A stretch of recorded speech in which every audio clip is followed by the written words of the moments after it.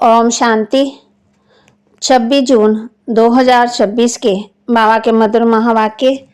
बाबा कहते, मीठे बच्चे, इस दुनिया में निष्काम सेवा केवल एक बाप ही करता है।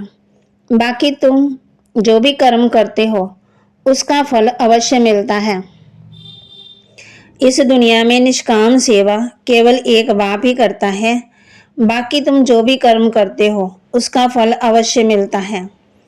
प्रश्न, ड्रामानुसार कौन सी बात 100% सर्टेन है जिसकी तुम बच्चों की खुशी है? बाप कहते, ड्रामानुसार नई दुनिया स्थापन होनी ही है। तुम बच्चों को खुशी है कि श्रीमत पर हम अपने लिए अपनी राजधानी स्थापन कर रहे हैं। इस पुरानी दुनिया का विनाश तो होना ही है। तुम बच्चे जितना पुरुषार्थ करेंगे उतना ऊंच पद होगा। गीत तुम्हें पाके हमने जहां पा लिया, जमीन तो जमी आसमां पा लिया। ओम शांति। जो बच्चे कहते हैं बाबा भी वही कहते हैं। बच्चे कहते हैं बाबा तुम्हें पाके हमने स्वर्ग के मालिक बनते हैं। बाबा भी कहते हैं बच्चे मन मना भव। बात एक ही हो गई। मनुष्य पूछेंगे कि ब्रह्मा कुमार कुमारियों को इस सत्संग में जाकर क्या मिलता है, तो ब्रह्मा कुमार कुमारियां कहते हैं हम बाप दादा से विश्व के मालिक बनते हैं। विश्व का मालिक और कोई बना ना सके। विश्व के मालिक ये लक्ष्मी नारायण है। शिव बाबा तो विश्व का मालिक तो हो ही नहीं सकता। तुम बच्चे विश्व के मालिक बनते हो, तुम्हारा बाप विश्व का मालिक नहीं बनता। ऐसी निष्काम सेवा करने वाला और कोई होता ही नहीं है। हर एक को अपनी सेवा का फल जरूर मिलता है। भक्ति मार्ग में वह किसी भी प्रकार से जो कोई कुछ भी करते हैं, वह सोशल वर्कर है, को भी सेवा का फल जरूर मिलता है। गवर्नमेंट से पगार मिलता है। बाप कहते हैं मैं ही एक निष्काम सेवा करता हूँ, जो बच्चों को विश्व का मालिक बनाता हूँ और मैं नहीं बनता। बच्चों को सुखी करके सुख धाम का मालिक बनाए। 21 जन्मों का सुख दे करके मैं अपने निर्वाण धाम में वह वानप्रस्थ अवस्था में बैठ जाता हूँ। वानप्रस्थ तो मूल वतन में ही है। कहेंगे मनुष्य वानप्रस्थ लेते हैं, बच्चों को सब कुछ दे जाए, सत्संग आदि करते हैं, गुरु करते हैं कि वह मुक्ति का रास्ता बताएं। अब तुम बच्चे जान गए हो कि मुक्ति जीवन मुक्ति का रास्ता कोई मनुष्य नहीं किसी को बता सकते। वह किसी की भी सदगति नहीं दे सकते, अपने को भी नहीं दे सकते। अपने को दे फिर दूसरों को भी दे सके। बाप आते ही है परम धाम से, मैं वहाँ का रहने वाला है। तुम बच्चे भी वहाँ के रहने वाले हो। तुमको पाठ बजाना है इस कर्म क्षेत्र पर। बाबा को भी एक बार यहाँ आना है। तुम बच्चों के लिए जबकि स्वर्ग की स्थापना हो रही है तो जरूर नरक का विनाश भी होगा। अभी तुम जान गए हो शिव बाबा ब्रह्मा द्वारा आदि सनातन देवी देवता धर्म की स्थापना करा रहे हैं। तुम जानते हो हम मनुष्य देवता बन रहे हैं।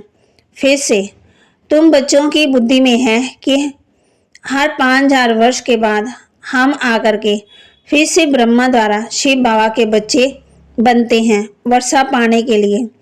पतित पावन उनको कहा जाता है। नॉलेजफुल ज्ञान का सागर भी है।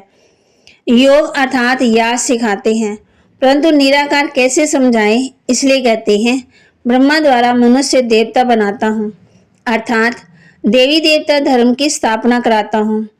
अब वह धर्म है नहीं, फिर बनाना पड़े देवी देवता। अब फिर से आदि सनातन देवी देवता धर्म स्थापन कर बाकी सबको मुक्ति धाम में ले जाता हूँ। भारत प्राचीन खंड है, इसलिए भारत की आदमशुमारी वास्तव में सबसे जास्ती होनी चाहिए। ऐसी बातें और कोई की बुद्धि में नहीं है। आदि सनातन देवी देवता धर्म सबसे जास्ती बड़ा होना चाहिए। 5000 वर्ष से उनकी वृद्धि होती रहती, बाकी और तो आते ही हैं। 2500 वर्ष के बाद जैसे इस्लामी, बौद्धि, इस्लामियों की भी आदमशुमारी कम होनी चाहिए। फिर थोड़े समय के बाद बौद्धि धर्म वाले आते हैं, दोनों को भी थोड़ा फर्क तो होना ही चाहिए ना।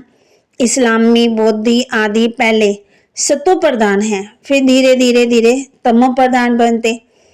ये भी हिसाब है। बाप कहते जो समझदार बच्चे हैं उन्हों को ख्याल करना पड़े।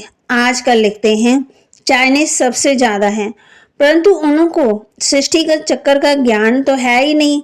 ये सब राज तुम बच्चों की बुद्धि में है, जो पढ़े लिखे हैं उन्हों को। तब कहते उन्हों को डिटेल में समझाना होता है। देवी देवता धर्म पहले 5000 वर्ष हुए हैं, तो इस समय उन्हों की संख्या बहुत होनी चाहिए। परंतु देवी देवता धर्म वाले फिर और धर्मों में कन्वर्ट हो गए हैं। बाघ इतने पहले पहले बहुत मुसलमान बन गए, फिर बौद्धि भी बन गए। यहाँ भी बौद्धि बहुत है, क्रिश्चियन तो बेशुमार है। देवता धर्म का तो नाम है ही नहीं। अगर हम ब्राह्मण धर्म के कहें तो हिंदुओं की लाइन में डाल देंगे। अभी तुम जानते हो आदि सनातन देवी देवता धर्म स्थापन हो रहा है, हम ब्राह्मणों द्वारा श्रीमत पर। ये भी समझ होनी चाहिए। धर्म घाये तो जाते हैं, यहाँ तो मनुष्य अपने को हिंदू की लाइन में ले आते हैं। कहेंगे हिंदू आर्य धर्म है सबसे पुराना। भारतवासी पहले पहले आर्य थे, बहुत धनवान थे। अब अन आर्य बन गए, माना गिरावट आ गई। कोई अकल नहीं, जिसको ही जो आता वह धर्म का नाम रख लेते। झाड़ के पीछे छोटे छोटे पत्ते डाल डालियां निकलते हैं, नए का थोड़ा मान होता है। बाम बच्चों को समझा रहे हैं, अभी तुम बच्चे जानते हो कि हम बाबा से स्वर्ग का वर्षा ले रहे हैं, तो ऐसी वर्षा देने वाले बाप को कितना याद करना चाहिए। तुम जितना जास्ती याद करेंगे, एक तो वर्षा मिलेगा और तुम पावन भी बनेंगे। लौकिक बाप से तो धन का वर्षा मिलता, साथ साथ फिर पतित भी बनने का वर्षा मिलता।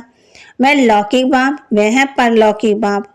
बाप और ये है बीच में अलौकिक बाप, इनको बीच तो वहां कहती बीच में दोनों तरफ से जोड़ दिया जाता है। शिव बाबा को तो कोई तकलीफ नहीं होती, इनको तो कितनी गाली खानी पड़ती, माना ब्रह्मा को। वास्तव में श्री कृष्ण को गाली नहीं मिलती, बीच में फंसा ये। कहते हैं रास्ते चलते ब्राह्मण फंसा, गाली खाने के लिए ये फंसा। अलौकिक बाप नहीं सहन करना पड़ता, तो बाप कहते हैं ये किसी को पता ही नहीं है कि शिव बाबा इनमें प्रवेश कर आए, पतितों को पावन बनाते, पवित्र बनते ही हैं, मार खाते। बाप कहते मैं आया हूँ सबको वापस ले जाने। तुम जानते हो मौत सामने खड़ा है, विनाश तो जरूर चाहिए। विनाश बगैर सुख शांति कैसे हो। जब कोई लड़ाई झगड़ा लड़ाई लगती है तो मनुष्य यज्ञ आदि रचते हैं, लड़ाई बंद हो जाए। तुम ब्राह्मण कुलभूषण जानते हो विनाश तो जरूर होगा, नहीं तो स्वर्ग के गेट कैसे खुलेंगे। सब स्वर्ग में तो नहीं आएंगे ना, जो पुरुषार्थ करेंगे वही चलेंगे, बाकी जाएंगे मुक्तिधाम। ये किसी को कहते ये किसी को भी पता ना होने के कारण कितना डरते हैं, शांति के लिए कितना धक्के खाते, कॉन्फ्रेंस करते रहते। से तुम ब्राह्मण ही जानते हो सुख धाम शांति धाम की कैसे स्थापना हो रही है। विनाश के सिवाय स्थापना हो न सके। तुम अभी त्रिकालदर्शी बने हो, तीसरा नेत्र ज्ञान का मिला है। वह तो कहते रहते हैं पीस कैसे हो, अर्थात कोई भी लड़े नहीं। सभी कहते हैं एक बाप की मत ले। बाप कहते हैं पीस हो जाए, शांति हो जाए। हम सब एक बाप के बच्चे, भाई भाई हैं। तो बाप कहते हैं एक बाप के बच्चे तो आपस में लड़ना झगड़ना नहीं चाहिए।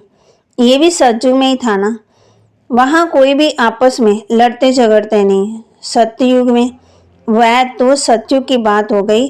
बाप कहते यहाँ तो है ही कलयुग। बरोबर सतयुग में देवता थे, बाकी सब आत्माएं कहाँ थी पता नहीं पड़ता।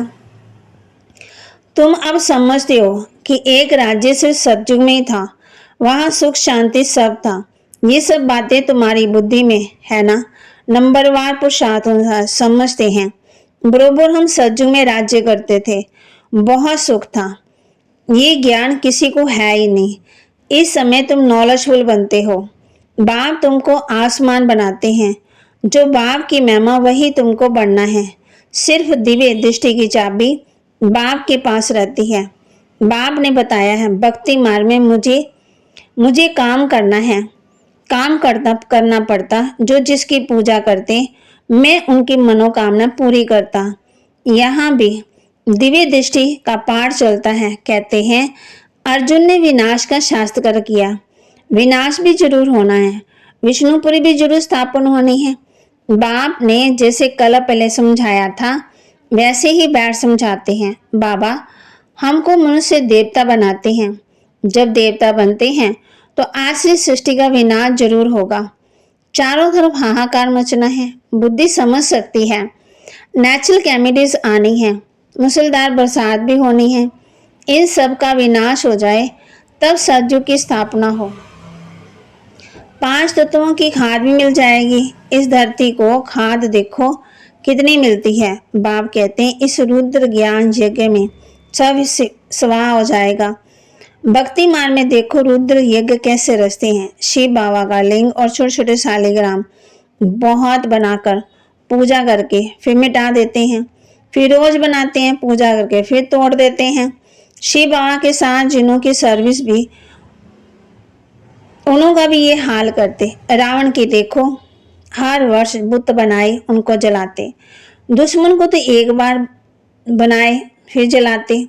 ऐसे नहीं कि वर्ष वर्ष जलाने का नियम रखते हैं। एक ही बार गुस्सा निकाल देंगे। रावण को तो हर वर्ष जलाते। इनका अर्थ कोई समझते थोड़ी है। फिर कहते हैं रावण ने सीता चुराई। कुछ अर्थ नहीं समझते। बाप कहते हैं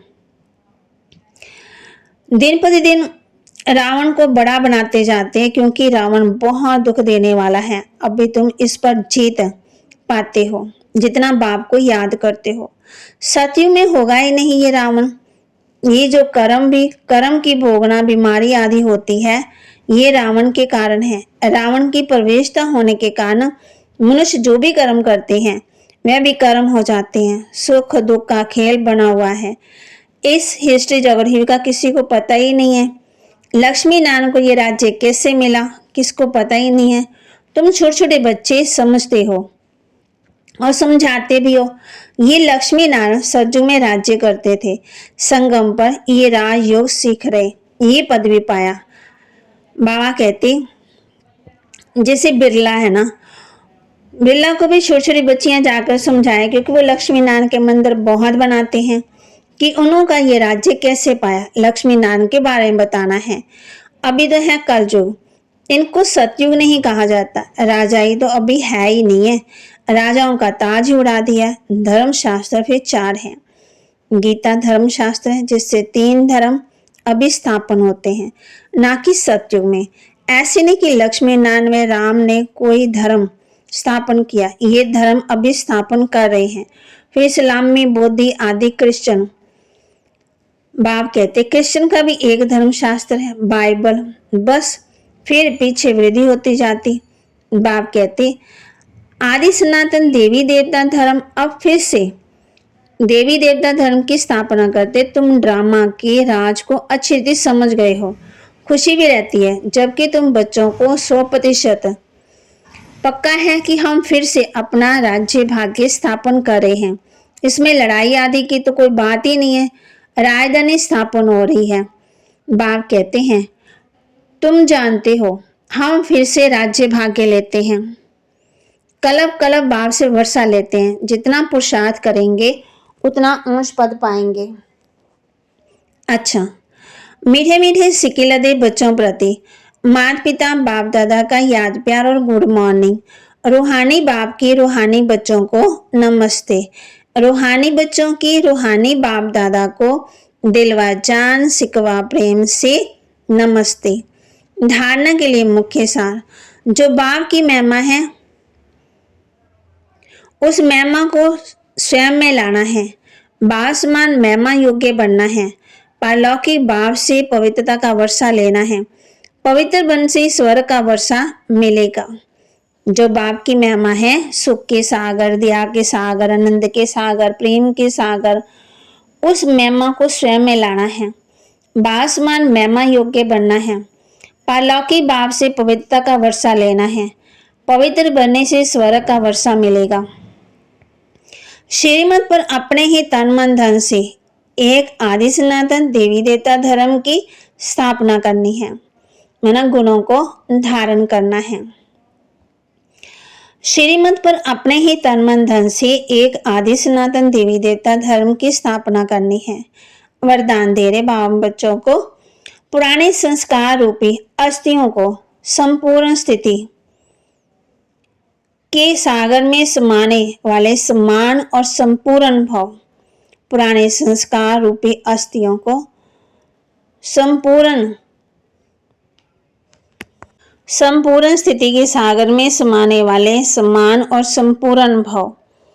बासमान व संपूर्ण बनने के लिए सृष्टि की क़यामत के पहले अपनी कमजोरियां और कमियों की क़यामत करो।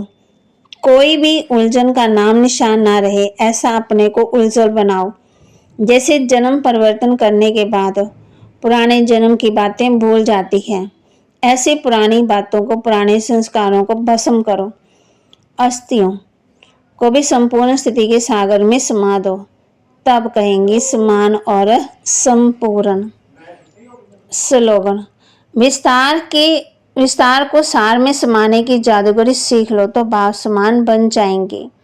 विस्तार को सार में समाने की जादूगरी सीख लो तो भाव समान बन जाएंगे, माना बड़ी बात को छोटा करना है, छोटी बात को बड़ा नहीं करना है। अव्यक्त इशारे, सदा हर्षित रहने के लिए अपने नेचर को सरल बनाओ और सहनशील बनो। सहनशीलता वाले बाहर मुक्ता की वाइब्रेशन को ही नहीं, लेकिन मन के संकल्पों को भी जो उत्पन्न होते हैं, उन संकल्पों की उत्पत्ति को देखकर भी घबराएंगे नहीं। अपनी सहनशीलता को दबागे थे, अपनी सहनशीलता से सामना करेंगे और सूरज से सदा संतुष्ट और प्रसन्नचित्त दिखाई देंगे। उनके नैन चैन कभी भी असंतुष्टता के नहीं दिखाई देंगे। वह संतुष्ट मनी होने के कारण सदा हर्षित रहते हैं। कौन? जो सदा हर्षित रहते हैं और उनकी नेचर सरल है और सहनशील है, तो वो कोई कभी भी भागते उस संकल्पों को देखकर घबराएंगे नहीं। ओम शांति।